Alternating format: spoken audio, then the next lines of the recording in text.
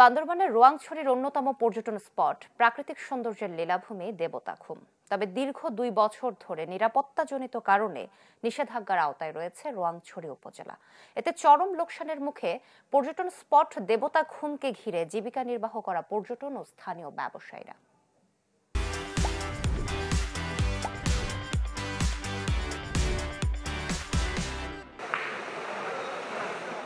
বান্দরবানে রোয়াংছড়ি উপজেলায় পর্যটক ভ্রমণে দীর্ঘদিন চলছে নিষেধাজ্ঞা।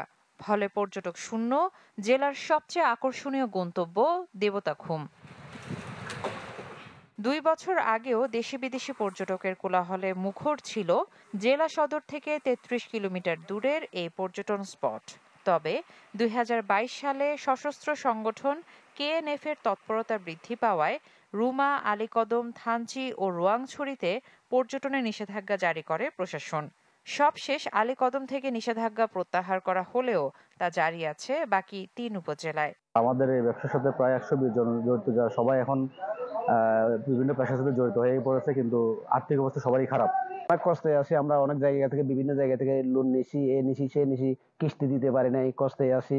দেবতাখুম যদি খুলে আমাদের জন্য ভালো হবে, আর টুরিস্ট নিয়ে যেতে পারবো।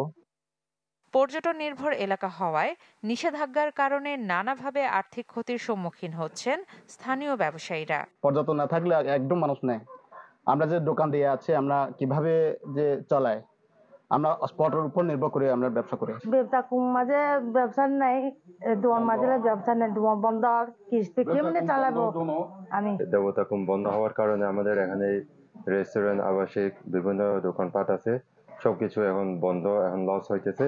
দেবতাখুমের বন্ধ হওয়ার কারণে দোকানপাট সব বন্ধ, আমরা মানে চলতে পারছি না, আর দ্বিতীয়ত ইনকামও নাই। জেলা প্রশাসন জানায় দ্রুতই রোয়াংছড়ি উপজেলা নিষেধাজ্ঞা প্রত্যাহার করে উন্মুক্ত করে দেয়া হবে দেবতাখুম। সবার সম্মিলিত মতামতের ভিত্তিতে আমরা আগামী 11 ফেব্রুয়ারি মঙ্গলবার এটি ওপেন করার চিন্তা ভাবনা করছি এবং আনুষ্ঠানিকভাবে আমরা অফিস আদেশ জারি করব।